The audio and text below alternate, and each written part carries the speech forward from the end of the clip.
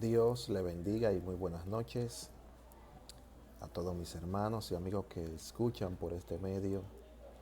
Queremos darle la continuidad al estudio que estábamos llevando acerca de la deidad de Cristo o Jesús como Dios. Y vamos a orar antes de iniciar esta enseñanza para que Dios nos esté guiando. Amén. Padre que moras en gloria, gracias te damos, te bendecimos, te honramos, Dios. Gracias por tu amor y tu bondad. En esta hora, Padre, te presentamos este estudio. Permite que cada vida que escuche a través de esta plataforma pueda ser bendecida, Dios, sabiendo que toda la gloria te pertenecen a ti. En el nombre poderoso de Jesús. Amén. Gloria al Señor. Amén, mis santos hermanos y amigos que me escuchan. En la semana pasada estuvimos hablando acerca de Jesús como Dios y estuvimos dando algunas citas bíblicas como base, como referencia, dando algunas explicaciones que tenían que ver concerniente a lo mismo. Y en esta noche pues vamos a continuar y vamos a tomar un texto bíblico que se encuentra en Colosenses capítulo 2 verso 9. Dice, porque en él habita corporalmente toda la plenitud de la deidad. Preste atención a esa palabra. Dice que en Cristo, esta palabra de que porque en él habita corporalmente toda la plenitud de la deidad, tiene que ver con la persona de Jesús. O sea, Dios mismo, lo que está diciendo, Dios mismo compenetrado de una manera tan fuerte, una fusión que está compenetrado con el mismo Cristo, que es algo esencial. O sea, están ahí uno y el otro. ¿Sabe que Cristo tiene dos naturalezas? Tenía la naturaleza divina y tenía la naturaleza humana. En la semana pasada estuvimos explicando acerca de algunos textos que los testigos suelen confundir o darle una mala interpretación, ya sea inocentemente o maliciosamente, lo cual no es correcto. Entonces, algo que hay que entender, me disculpan que el celular se me movió, algo que hay que entender claramente es que se dice que en él habita corporalmente toda la plenitud de la deidad, está dando a entender que Dios mismo está sobre Jesús, de una forma compenetrada que él mismo tiene esa naturaleza y esa deidad. Recordemos también que hay un pasaje en Filipenses capítulo 2, verso 6 en adelante, donde dice que no estimó el ser igual a Dios como cosa de que aferrarse.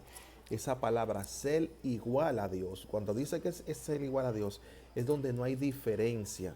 Amén. Jesús, siendo igual que Dios, se despojó, dice, se despojó y tomó la condición de hombre y estando en la condición de hombre se humilló a la condición de siervo. O sea, sabe que Cristo vino como un hombre y vino como un siervo del Señor a obedecer lo que Dios el Padre mandaba.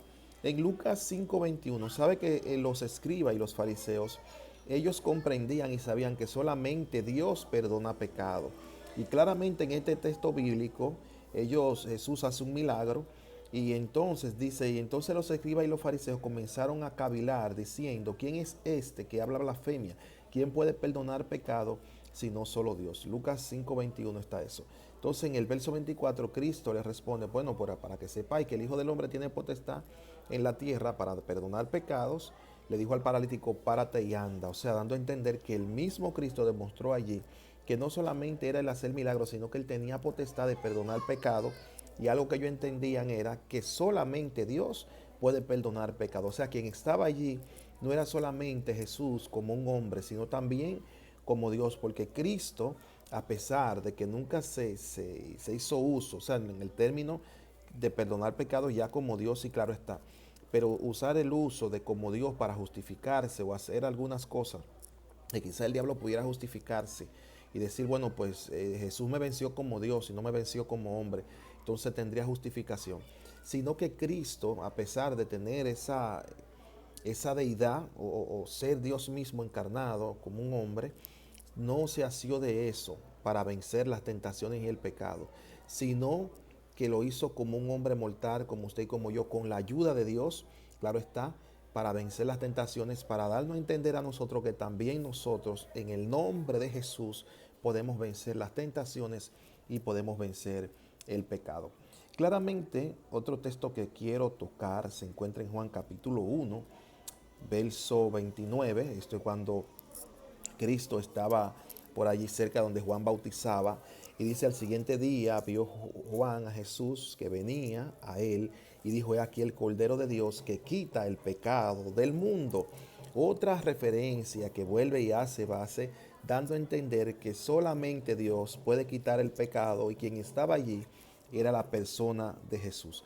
Recuerde que nosotros creemos y tenemos la certeza, la confianza, la seguridad que nuestro Dios es un Dios trino, o sea, Dios Padre, Dios el Hijo y Dios el Espíritu Santo. No solamente Dios uno como en el sentido como lo tienen los testigos, ¿verdad? Dios el Padre y el Espíritu Santo es un viento, algo que sopla, una brisa, por ahí esa es la deducción que ellos tienen. Y el Hijo lo tienen como un simple mortal, un profeta más que vino, sino que está Dios el Padre, Dios el Hijo y Dios el Espíritu Santo también. Claramente nos dice aquí en Juan, primera de Juan capítulo 1, verso 9, si confesamos nuestros pecados, Él es fiel y justo para perdonar nuestros pecados y limpiarnos de toda maldad.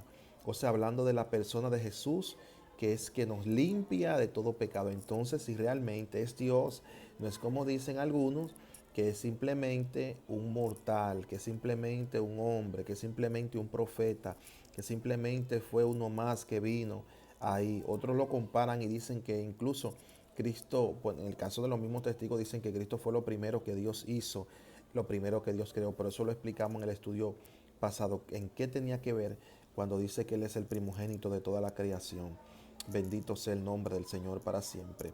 Entonces vamos a ver otro texto bíblico, primera de Juan capítulo 2 verso 2, y es la propiciación por nuestros pecados, y no solamente por los nuestros, sino también por lo de todo el mundo.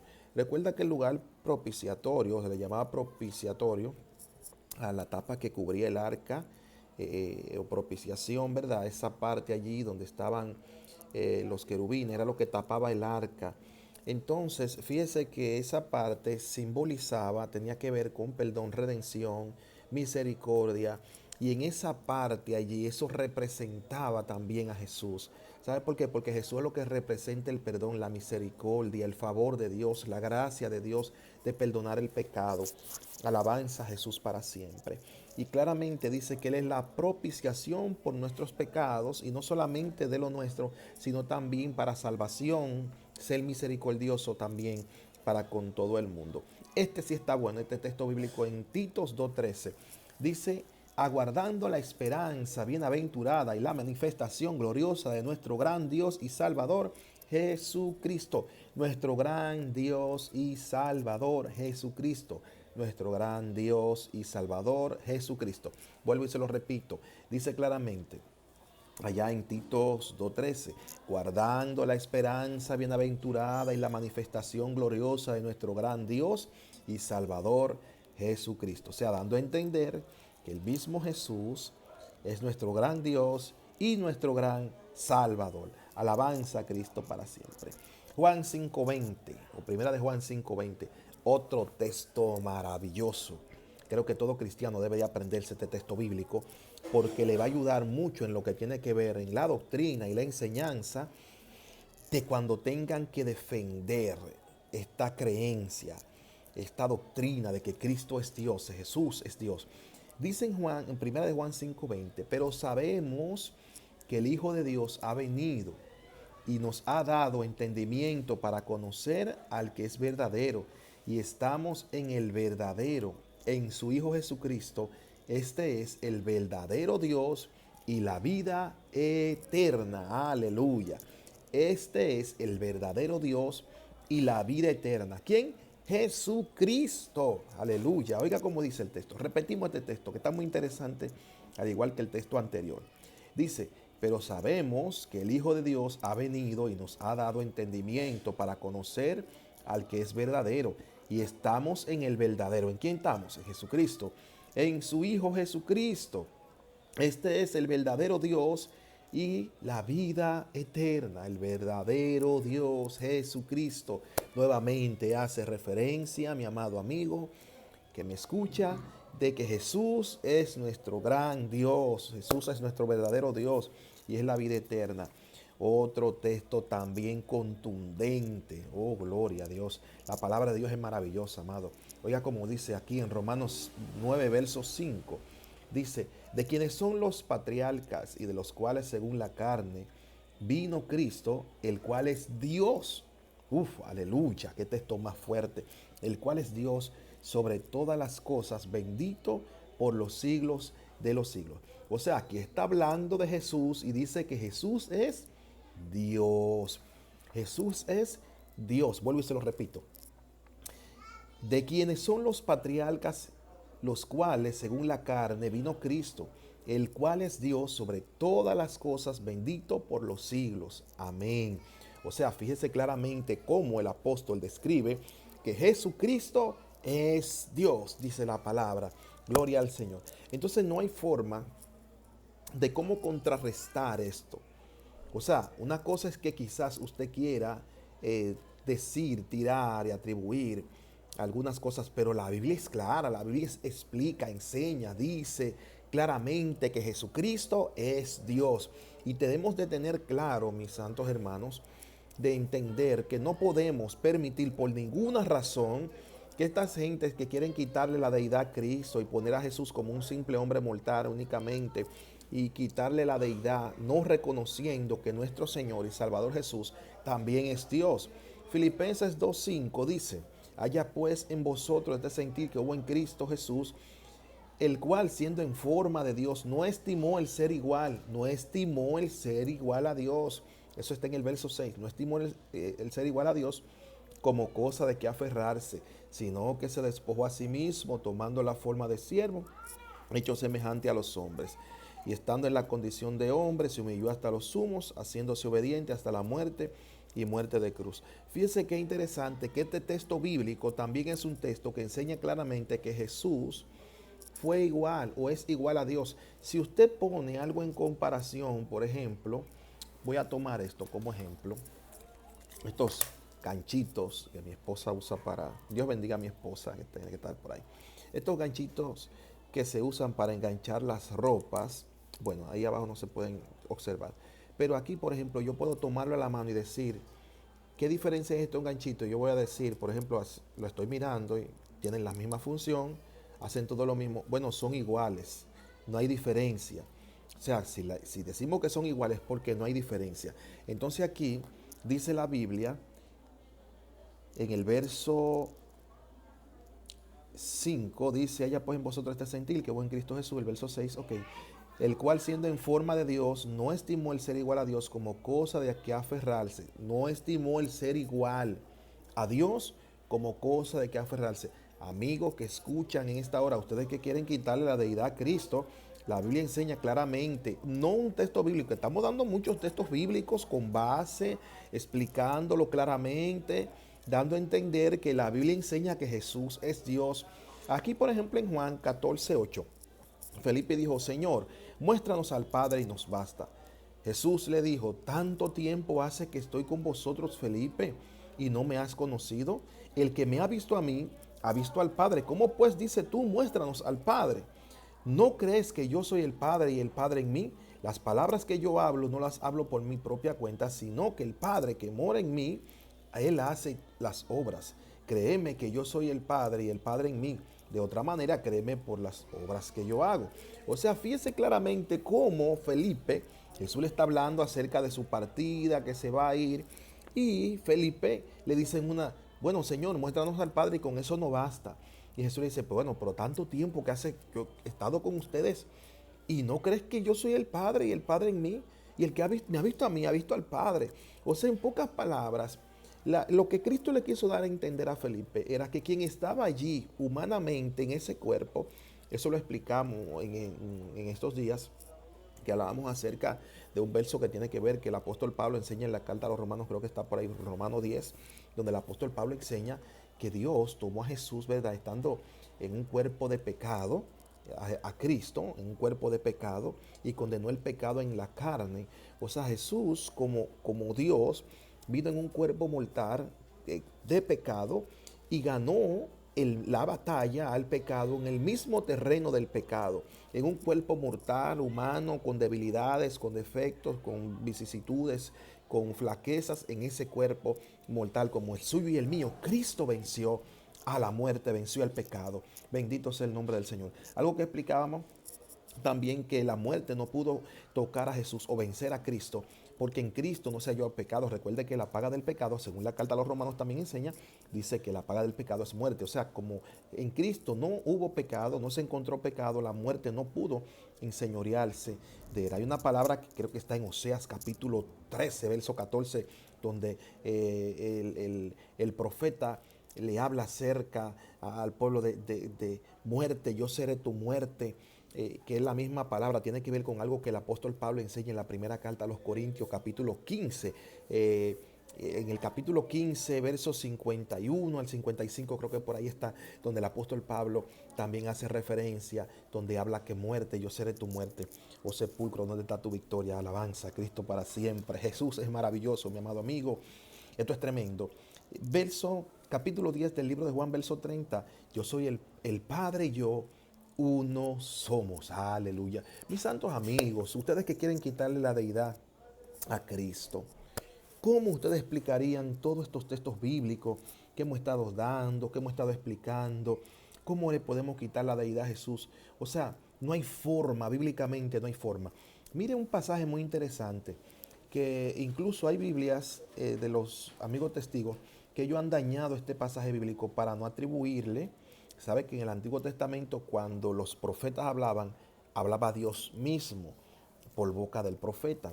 Y en Zacarías, ¿qué ocurre? En Zacarías capítulo 12, presta atención a esto, en el verso 10, dice: derramaré sobre la casa de David y sobre los moradores de Jerusalén espíritu de gracia y de oración, y mirarán a mí, a quien traspasaron, y llorarán como se llora por un unigénito, y se afligiéndose por él como quien se aflige por el primogénito. ¿Qué ocurre? En Apocalipsis, entonces, fíjese que allí está hablando Dios por boca del profeta y dice: y me mirarán a mí.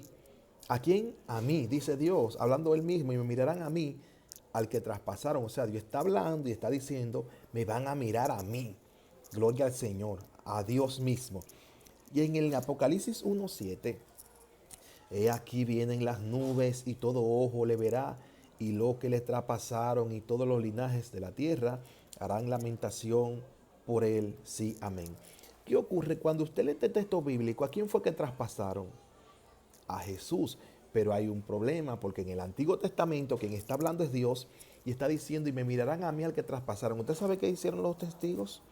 Los testigos de este verso bíblico le pusieron: y mirarán a aquel, o mirarán a él, al que traspasaron, para no atribuir que era Dios mismo que estaba hablando allí, dando a entender de que aquí en Apocalipsis está dando una aclaración de que a Cristo fue que traspasaron y a él era que tenían que mirar, pero que en el Antiguo Testamento está hablando de Dios.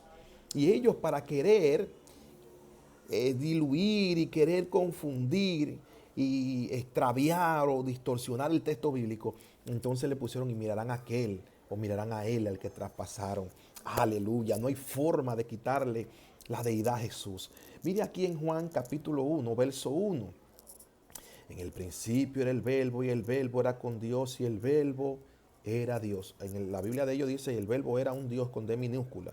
No sé cuál es el empeño en quitarle la deidad a Cristo, porque sin Jesús no hay salvación. Entonces no sé cuál será el asunto allí, que se le ha metido un espíritu medio extraño a esta gente. Entonces fíjese claramente cómo dice: en el principio era el verbo, y el verbo, perdón, y en el principio era el verbo, y el verbo era con Dios, y el verbo era Dios.